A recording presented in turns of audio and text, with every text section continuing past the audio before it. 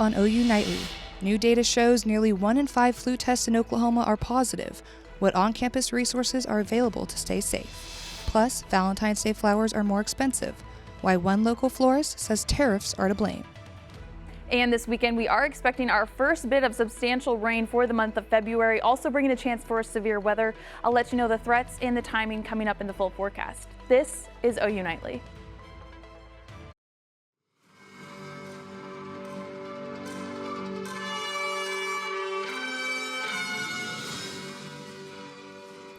If you have outdoor plans for Valentine's Day, you might have to bring those plans inside. Thanks for watching OU Nightly. I'm Caroline Kramer. And I'm Clay Webster. Rain chances are moving into Norman this evening that could last well into Saturday. OU Nightly meteorologist Aiden Bruns joins us in studio with what to expect. Aiden? Yeah, guys, Caroline, Clay. The sun outside and these beautiful temperatures are very deceiving with what we've got going on. Here's our campus cam on South Campus at the National Weather Center. And current temperature is sitting at 75, feeling like 77 degrees right now. It's not going to be quite the same coming into this evening and tomorrow specifically. So far, we haven't had any rain so far for the month of February. So this is some good news. We are expecting 1 inch to 2 inches possible for us here in Norman, which is going to make a big damper on that drought. But things are going to change heading into later next week. So as for this evening, you are going to have to look out for the rain. Temperatures are still going to be very reasonable for heading out if you do have plans, but you're definitely going to need a layer or an umbrella because of that rain. So we're going to break down the severe weather threats in your full forecast, as well as what you can expect for Valentine's Day and the week after. Sending it back to you guys at the desk. Aiden, thank you. And if you've been feeling under the weather this time of year, there is a reason why. OU Nightly's Gracie Steinbrink joins us live. Gracie? Yes, Caroline, I'm standing outside of OU Goddard Health Center where students have been coming and going all day. The reason? Goddard tells us it's mostly the flu. If you're feeling under the weather, you're not alone. Health officials say flu activity is higher this season. Goddard Clinical Administrative Director Maggie Poole tells us a couple weeks ago, 80% of the students they saw with flu-like symptoms tested positive, and flu season is not over. I will say this has been a hard flu season. Last year was particularly hard, probably one of the hardest ones in 2 decades even. And this year seems like it's following the same track. The flu vaccine is 60 to 65% effective on average and only 30 to 40% this year. But Maggie made it clear the vaccine is one of the best ways to combat the flu, and it's not too late. Getting the flu shot is still beneficial to help prevent severity of symptoms and the hospitalization rates. She gave us some other tips to avoid catching it. Probably the most important thing is when you are sick to stay home, rest. I would say trying when somebody else is ill to try to stay some distance away from them. Of course, covering your cough and your sneezes. Washing hands, I think I can't say enough to wash hands as often as possible. Maggie tells us you can still get your flu vaccine all the way through June at Goddard. Back to you guys. Thanks, Gracie. And in continuing flu coverage, the State Department of Health has released their weekly flu numbers. OSDE is reporting that Oklahoma's positive flu rate is just 19% higher than the national average. That just under 1 in 5 flu tests in Oklahoma are coming back positive. The positivity rate is even higher in OSDE Zone 6, the area that includes Cleveland County and Norman, where the rate is sitting just above 22%. That percentage is also above the national average. Norman Public Schools will be in session next Monday. Students originally had the day off, but due to missed days from last month's snowstorm, students will head back on Monday. Starting that day, NPS will add 2 minutes to each school day. April 17th will also move from a professional development day to a normal school day. It's been a week since the Winter Olympics started. Let's take a look at where the U.S. medal count stands.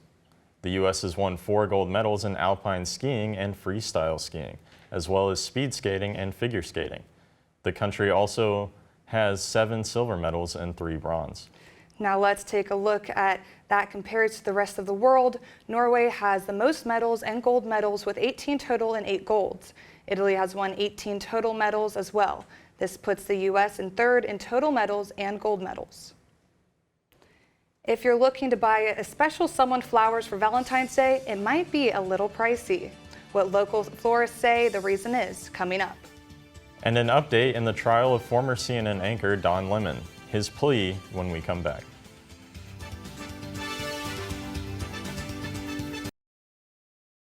Love is in full bloom, but so are the prices for Valentine's Day gifts.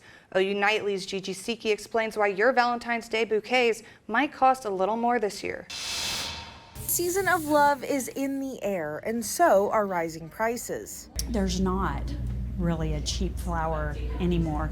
According to the National Retail Federation, consumers will spend about $3.1 billion on flowers this Valentine's Day. I'm currently on Flood Avenue, where I just got these beautiful flowers at Redbud Floral and more information on how tariffs are impacting the floral industry and your wallet. Imported goods such as flowers, vases, and even the storage buckets to hold the flowers have seen a significant price jump. With over 80% of fresh flowers sold in the U.S. imported from South America, the 2025 tariffs, ranging from 10 to 25%, will significantly impact the market. We're getting tariff charged on every order we receive because we do a lot of importing, and not only fresh cut flowers, but also hard goods. So we're getting hit on both ends. Chocolate has also gone up. This holiday, our prices are up as well. Despite the blooming $15 increase for a dozen roses, the sentiment behind it remains priceless. After all, you can't put a price tag on making someone smile. Reporting from Flood Avenue, Gigi Siki, OU Nightly. Thank you, Gigi.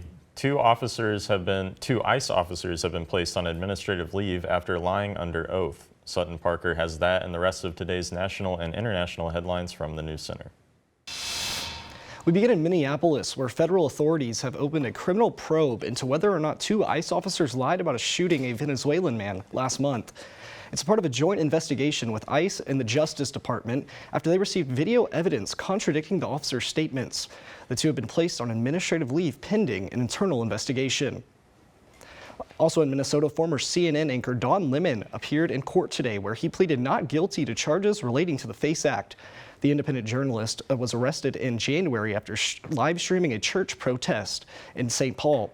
Lemon is insisting that he was only covering the protest and not a participant. And another federal shutdown is expected for this weekend, this time affecting the Department of Homeland Security. Funding for the department is expected to stop Saturday as Democrats say they won't approve more funding until new restrictions on ICE are put in place. This vote today asked a simple question.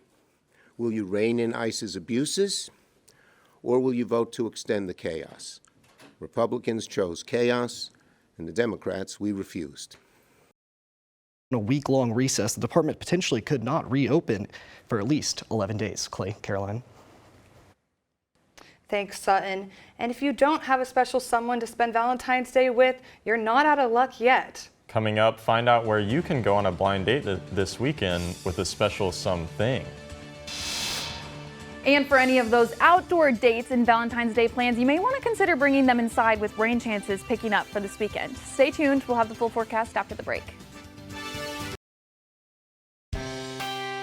Welcome back to OU Nightly, everyone. And we made it to Friday, but some big news with Valentine's Day on the brink of tomorrow. Well, we've got a severe weather threat starting tonight. It carries on into tomorrow, but here's what we need to look out for. A marginal threat for severe weather, which is just a 1 on a scale of 5 from the Storm Prediction Center, but it does include Norman in much of central and western Oklahoma.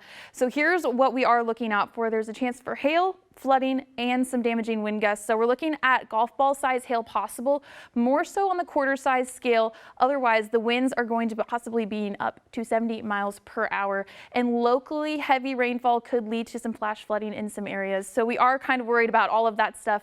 But let's track it out for you and how it looks on Futurecast. The rain, you don't see it on Futurecast quite yet. We don't have any rain falling at the moment. But heading into this evening, the sprinkles start and then it gets a lot heavier moving into overnight hours tonight. 10 o'clock, we see some of those heavier showers moving through. See that red, so there's some chance for some thunderstorms moving in with that as well. So definitely keep that in mind. If you're going to be outside tonight by any means, definitely need a rain jacket or an umbrella, but definitely just consider staying inside.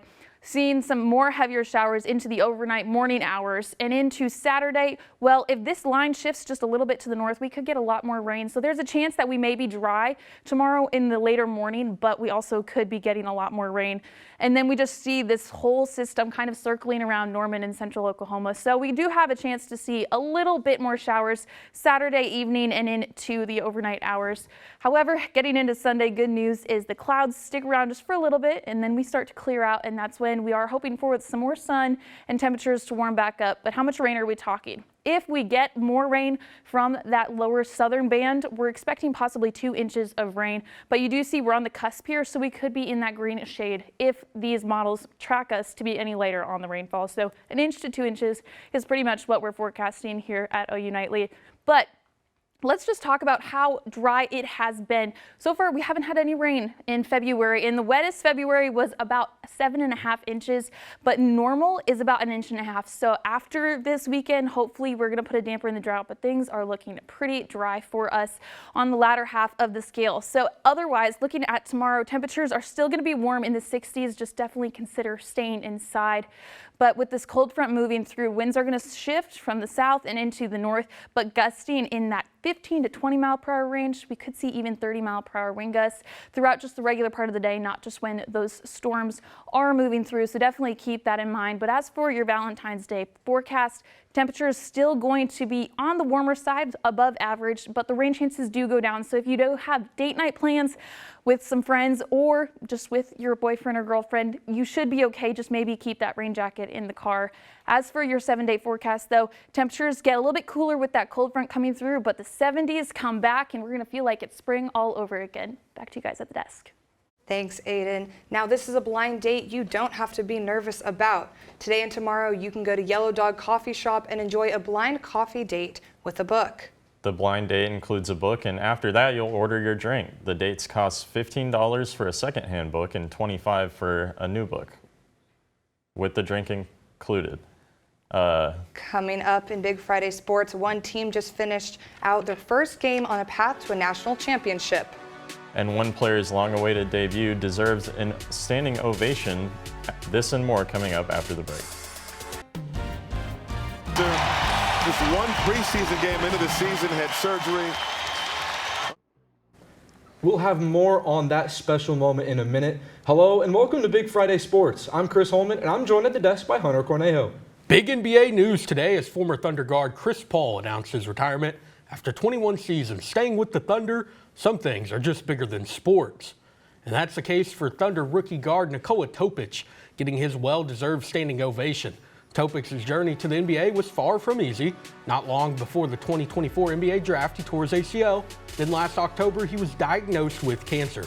Last night, it was finally time for his NBA debut. On to some highlights. It's going to be all about the Bucks, though. Former Thunder forward Ousmane Dieng stealing the show, 19 points. Bucks get the win, 110-93. OU women's basketball hosted Florida last night and looked to end their 2-game losing streak.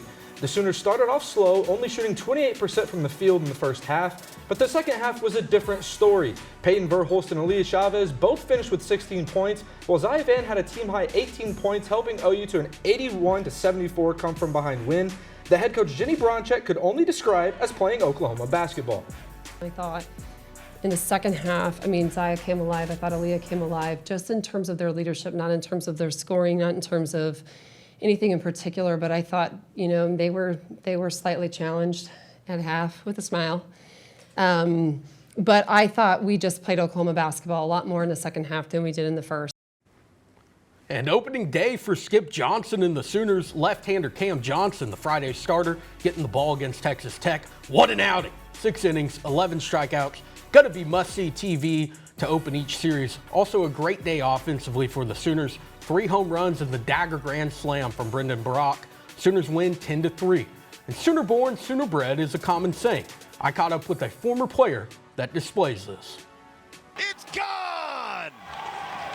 Three-run home run for Bryce Madron. From hitting round trippers to flashing the leather in the outfield, Blanchard native Bryce Madron made a name for himself wearing the crimson and cream. After earning all Big 12 second-team honors, Madron was selected in the 10th round of the 2024 MLB draft by the St. Louis Cardinals. The Oklahoma native worked his way up to Double-A before he was cut in August. Now, he's back in Norman as a student coach for Skip Johnson and the Sooners. It's a huge starting point, especially being in the SEC now.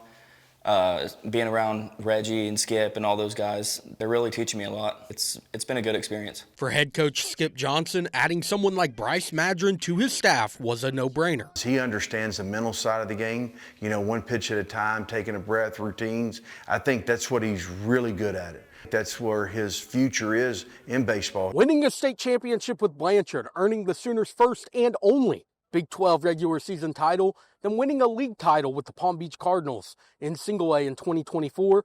Bryce Madron's experienced a lot of winning throughout his career.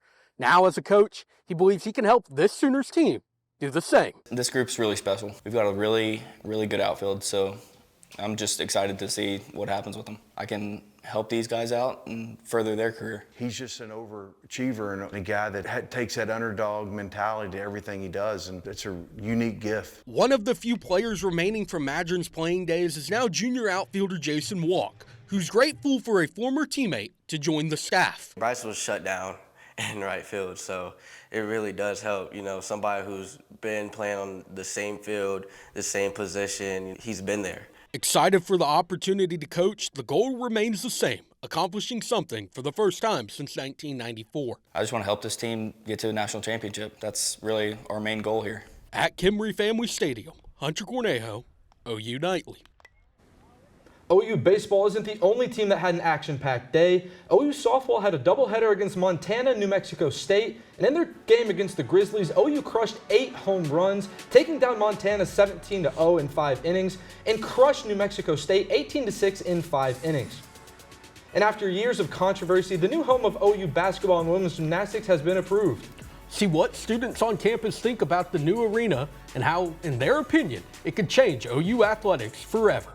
After the break. Welcome back to Big Friday Sports. We've talked a lot about the diamond, but I think it's about time to move back to the court.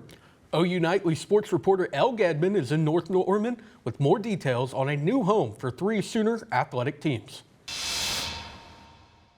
Yeah, Hunter, the plans for the new Rock Creek Entertainment District are officially underway, and what looks like a big empty field behind me will soon be that district. Norman residents have some pretty mixed opinions on it, so I asked OU students how they're feeling about the new arena.